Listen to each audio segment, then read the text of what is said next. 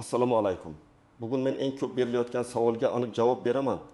Qo'shimcha to'lovni kim aniq oladi? Kim kutishi mumkin? Kim esa vaqtini bekorga sarflamasligi kerak? Bu mavzu juda muhim. Chunki gap oddiy hujjat yoki navbat haqida emas. Oilaning real daromadi, pensionerning oylik puli, nogironligi bor insonning nafaqasi, bolali oilaning kundalik xarajati haqida ketmoqda. Birgina noto'g'ri tushuncha sabab odam qo'shimcha to'lovdan mahrum bo'lib qolishi yoki aksincha o'ziga tegishli bo'lmagan pulni kutib yurishi mumkin. Shuning uchun videoni oxirigacha ko'ring. Men bugun kimlar asosiy toifaga kirishini, qanday holatda qo'shimcha to'lov tayinlanishini, qaysi xatolar sabab rad javobi kelishini va amalda nima qilish kerakligini birma-bir tushuntiraman. Kanalga hoziroq obuna bo'ling, videoga like bosing. Chunki bunday ma'lumotlar ko'pchilikka kerak bo'ladi. Ayniqsa oilasida pensioner, nogironligi bor shaxs, bolali ona yoki daromadi past fuqaro bo'lganlarga. Avval vaziyat qanday edi? Oldin ko'p hollarda odamlar qo'shimcha to'lovni bir xil tushunardi. Pensionerman, demak menga qo'shimcha pul beriladi. Bolam bor, demak menga to'lov chiqadi. Ishlamayman, demak davlat yordam beradi. Lekin amalda bu har doim ham shunday bo'lmagan. Qo'shimcha to'lov degani avtomatik ravishda hammaga beriladigan pul emas. U ma'lum shart bajarilganda, ma'lum toifa kirganda yoki odamning daromadi belgilangan mezondan past bo'lganda tayinlanadi. Hozir nima o'zgardi? Eng katta o'zgarish shundaki ko'p to'lovlar men aytdim, mahalla tasdiqladi degan eski usuldan asta-sekin raqamli tekshiruvga o'tmoqda. Ya'ni fuqaroning pensiyasi, nafaqasi, ish haqi, mol-mulki, bankdagi ayrim tushumlari, oilaviy tarkibi, ro'yxatda turish joyi, farzandlari, nogironlik holati kabi ma'lumotlar turli bazalar orqali solishtiriladi. Bu nimani anglatadi? Agar inson haqiqatan ham mezonga to'g'ri kelsa, uning imkoniyati oshadi. Lekin hujjatda biror xato bo'lsa, masalan, oiladan ajralib yashayotgan farzand hali ham tarkibda ko'rinib tursa yoki odamning nomida ishlatilmayotgan eski mashina bo'lsa, tizim uni daromadli deb hisoblab qo'shimcha to'lovni bermasligi mumkin. Men buni oddiy qilib aytaman. Bugungi qoida shuki, qo'shimcha to'lovni avvalo ehtiyoji hujjatlar va ma'lumotlar bilan tasdiqlangan odam oladi. Men qiynalyapman degan gap muhim, lekin yetarli emas. Buni isbotlaydigan asos bo'lishi kerak. Endi eng muhim savolga kelamiz. Qo'shimcha to'lovni kim aniq oladi? Asosiy toifa odatda daromadi belgilangan minimal darajadan past bo'lgan, ijtimoiy himoyaga muhtoj va holati rasmiy ma'lumotlar bilan tasdiqlangan shaxslar hisoblanadi.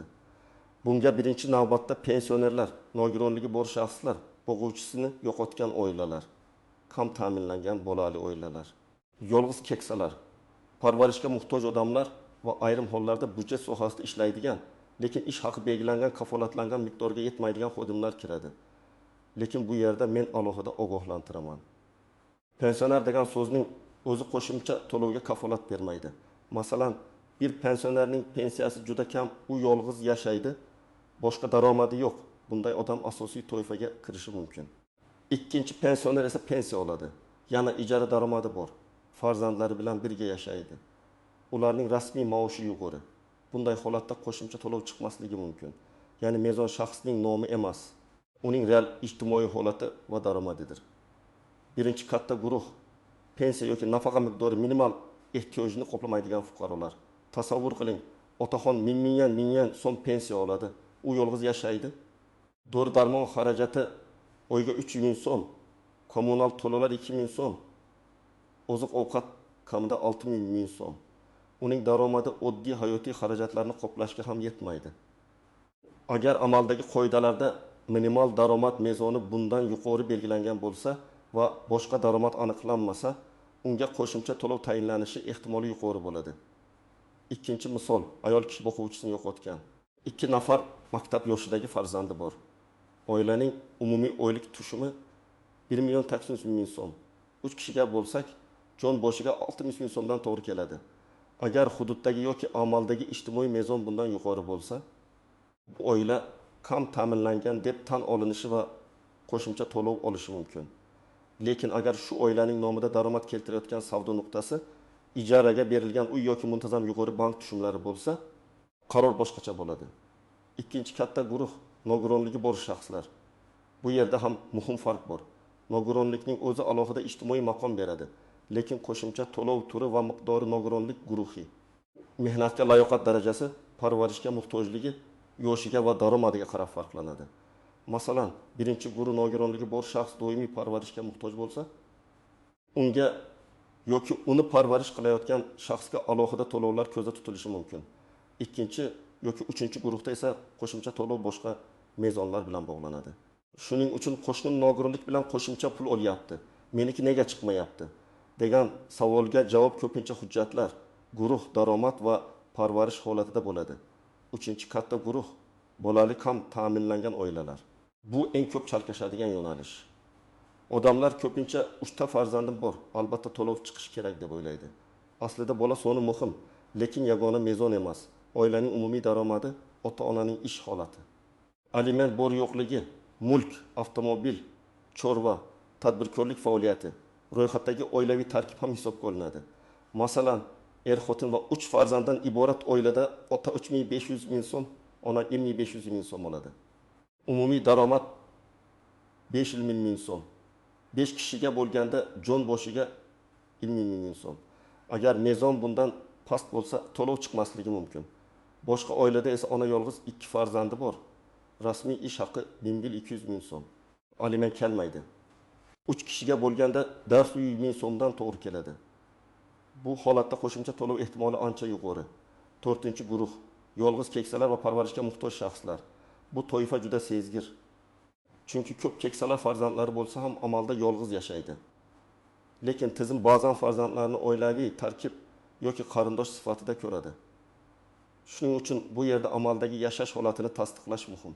Agar keksa odam alohida yashasa, kundalik parvarishga muhtoj bo'lsa, daromadi faqat pensiyadan iborat bo'lsa, u qo'shimcha yordamning asosiy da'vogari bo'ladi. Lekin hujjatda u hali ham farzandining uyida ro'yxatda tursa yoki farzandi bilan bir oila sifatida ko'rsatilsa, daromad hisoblashda chalkashlik chiqishi mumkin. Endi men aniq ajratib beraman. Xavotir olishi kerak bo'lganlar daromadi past, lekin hujjatlari tartibsiz bo'lganlar. Masalan, siz haqiqatan kam ta'minlangansiz, lekin oilaviy tarkib noto'g'ri kiritilgan. Yoki siz ishlamaysiz, lekin soliq bazasida eski yakka tartibdagi tadbirkorlik faoliyatingiz yopilmagan ko'rinadi. Yoki sizning nomingizda allaqachon sotilgan, lekin rasmiylashtirilmagan avtomobil turibdi. Bunday holatda sizga tegishli to'lov rad etilishi mumkin. Xavotir olish kerak bo'lgan ikkinchi guruh norasmiy daromadga ega, lekin rasmiy yordam kutayotganlar. Masalan, odam oyiga 4 ming so'm norasmiy topadi, lekin hujjatda ishsiz ko'rinadi. Agar bank kartasiga doimiy katta tushumlar bo'lsa, mulk bo'lsa yoki boshqa belgilar aniqlansa, yordam tayinlashda savollar paydo bo'ladi. Davlat yordamining maqsadi daromadi yetmayotgan odamni qo'llash, daromadini yashirayotgan odamga ustama berish emas. Kim ko'p xavotir olmasligi mumkin? Hujjatlar to'g'ri, daromadi aniq past. Oilaviy tarkibi to'g'ri ko'rsatilgan, nogironlik yoki boquvchisini yo'qotganlik kabi maqomi rasmiy tasdiqlangan fuqarolar. Albatta, bu 100% kafolat degani emas, chunki har bir to'lovning o'z mezoni bor. Lekin asosiy xavf hujjatdagi nomuvofiqliklarda bo'ladi. Endi ko'pchilik bilmaydigan nozik jihatlarga o'tamiz. Birinchi noziklik, qo'shimcha to'lov har doim ham naqd yoki alohida nom bilan kelmasligi mumkin. Ba'zan u pensiyaga ustama sifatida qo'shiladi, ba'zan nafaqa miqdoriga kiritiladi, ba'zan kommunal kompensatsiya, parvarish puli yoki bolalar nafaqasi ko'rinishida bo'ladi. Shuning uchun odam menga qo'shimcha to'lov kelmadi deydi. Lekin aslida pensiya summasida ma'lum ustama allaqachon bor bo'lishi mumkin. Buni aniqlash uchun to'lov varaqasi yoki pensiya jamg'armasi ma'lumotnomasini ko'rish kerak. Ikkinchi noziklik. Ro'yxatdagi yashash joyi bilan haqiqiy yashash joyi farq qilsa, muammo chiqadi. Masalan, ayol bolalari bilan ota-onasinikida yashaydi, lekin eri bilan bir uyda ro'yxatda turadi. Tizim oilani er bilan birga hisoblab, uning daromadini ham qo'shishi mumkin. Agar amalda alohida yashayotgan bo'lsa, buni tasdiqlash kerak bo'ladi. Mahalla dalolatnomasi, sud qarori, aliment hujjati, ajrim guvohnomasi yoki boshqa asoslar muhim bo'ladi. Uchinchi noziklik. Mulk masalasi. Ba'zi odamlar uyim bor, lekin eski daromad bermaydi deydi. Bunday holat bo'lishi mumkin.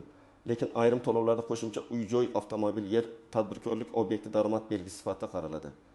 Masalan, oilaning yashab turgan bitta uyi boshqa, daromad keltiruvchi ikkinchi uy boshqa. Agar ikkinchi uy ijaraga berilgan bo'lsa, bu oilaning ehtiyojini baholashda albatta rol o'ynaydi. 4-noziklik, bank kartasiga tushumlar. Bugun ko'p odamlar qarindoshidan qarz oladi. kimdir to'y puli o'tkazadi, kimdir bolasi chet eldan yordam yuboradi. Bularning hammasi ham doimiy daromad emas. Lekin agar kartaga har oy muntazam 2000 yoki 3000 so'm tushib tursa, tizim yoki mas'ul organ buni daromad sifatida ko'rib chiqishi mumkin. Agar bu qarz bo'lsa, hujjat bilan izohlash kerak. Agar bu davolanish uchun bir martalik yordam bo'lsa, shifoxona hujjatlari bilan tushuntirish foydali. 5. Noziklik ariza berish muddati. Ayrim to'lovlar ariza berilgan kundan boshlab tayinlanadi. O'tgan davr uchun berilmaydi. Masalan, siz yanvar oyida huquqingiz borligini bilgansiz, lekin may oyida ariza bergansiz. To'lov maydan boshlanishi mumkin. Shuning uchun keyin boraman deb yurish katta xato. Huquqingiz borligini bilgan kuningizdan boshlab harakat qilish kerak. 6. Noziklik rad javobi yakuniy hukm emas. Ko'p odam rad javobini ko'rib, bo'ldi, menga bermas ekan deb qo'l siltaydi. Aslida rad sababi yozilgan bo'ladi. Masalan, daromad mezondan yuqori oilaviy tarkib noto'g'ri hujjat yetishmaydi. Ma'lumotlar mos kelmaydi. Agar rad sababi xato bo'lsa, uni tuzatish mumkin. Men amaliyotda ko'p ko'rganman. Odam hujjatni to'g'rilaydi, qayta ariza beradi va to'lov chiqadi. Endi nima qilish kerak? Men sizga oddiy, lekin juda muhim ketma-ketlikni aytaman. Birinchi qadam. O'z holatingizni aniqlang. Siz qaysi toifaga kirasiz? Pensionermisiz? Nogironligi bor shaxsmisiz? Bolalik ham ta'minlangan oilamisiz? Boquvchisini yo'qotgan oilamisiz? Yolg'iz keksa shaxsmisiz yoki parvarishga muhtoj odamni boqayotgan qarindoshmisiz? Toifa aniq bo'lmasa, to'g'ri to'lovni so'ray olmaysiz. 2. qadam, oilaviy tarkibni tekshiring. Mahallaga, ijtimoiy himoya bo'limiga yoki tegishli davlat xizmatlari markaziga murojaat qilib, sizning oilangiz tarkibida kimlar ko'rinayotganini aniqlang. Amalda siz bilan yashamaydigan, lekin tizimda oilangizda turgan odam bo'lsa, daromad noto'g'ri hisoblanishi mumkin. Ayniqsa ajrashgan, alohida yashayotgan, chet elga ketgan yoki boshqa joyda ro'yxatdan o'tgan oila a'zolari bo'yicha ma'lumotni to'g'rilang. 3. qadam, daromad hujjatlarini tayyorlang. Ishlaydiganlar ish joyidan maosh haqida ma'lumotnoma oladi. Ishsizlar bandlik organida ro'yxatda turishi mumkin. Pensionerlar pensiya miqdori haqida ma'lumot oladi. Aliment oladiganlar aliment hujjatini, aliment kelmayotgan bo'lsa, ijro hujjatlarini ko'rsatish kerak. Agar davolanish uchun katta xarajat bo'lsa, shifoxona ma'lumotnomalari, dori retseptlari va to'lov cheklarini saqlang. 4. qadam, maqomni tasdiqlang. Nogironlik bo'lsa, TM2 yoki tegishli tibbiy xulosa hujjatlari tartibda bo'lsin. Boquvchisini yo'qotganlik bo'lsa, o'lim guvohnomasi, nikoh guvohnomasi, farzandlarning tug'ilganlik guvohnomalari tayyor bo'lsin. Yolg'iz keksa bo'lsa, yashash holati va parvarishga muhtojlik bo'yicha mahalla yoki tibbiy hujjatlar kerak bo'lishi mumkin.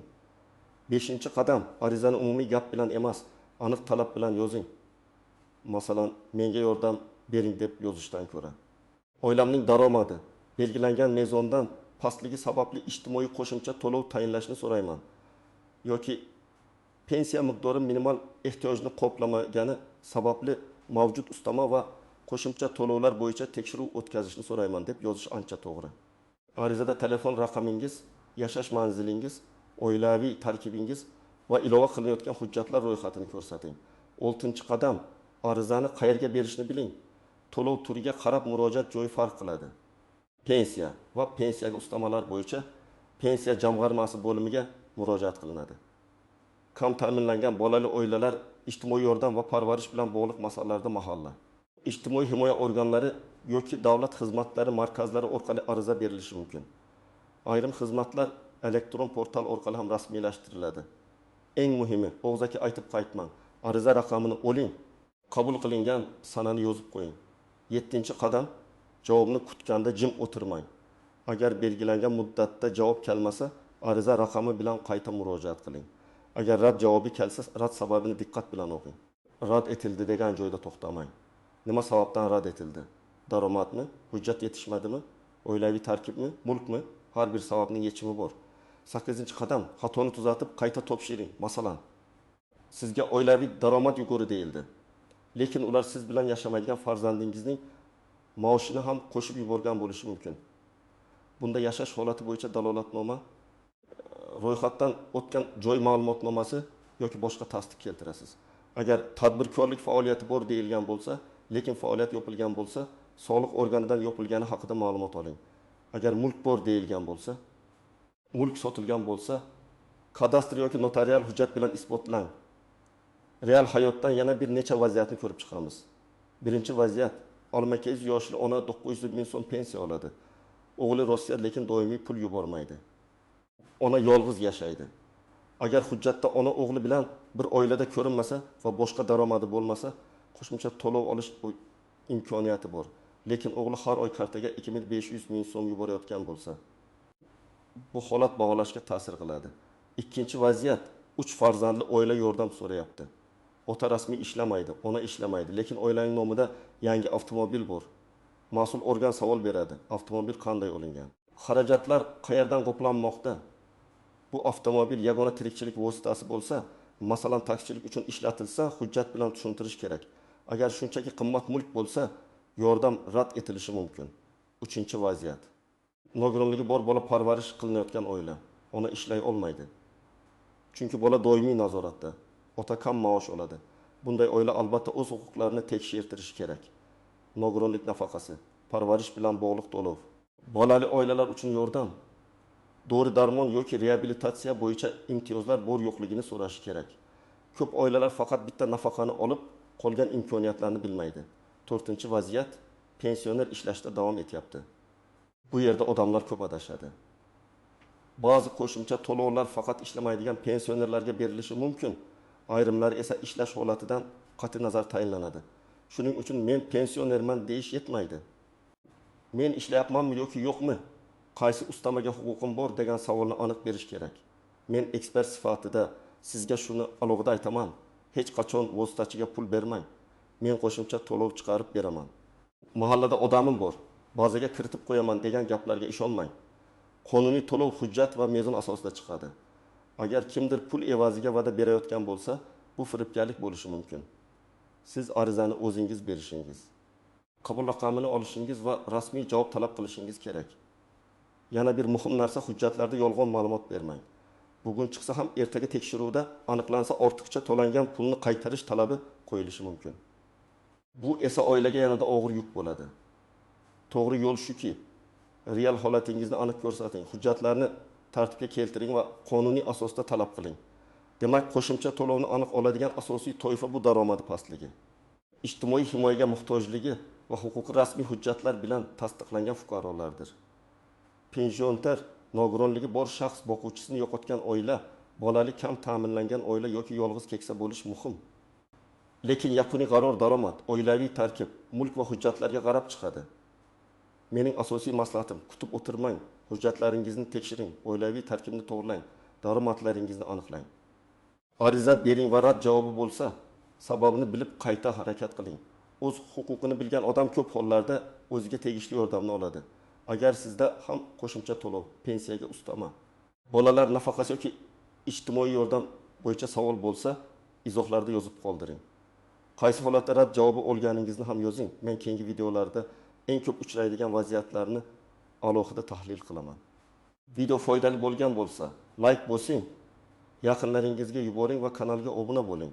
Chunki bunday ma'lumotni bilish bugun har bir oila uchun juda muhim.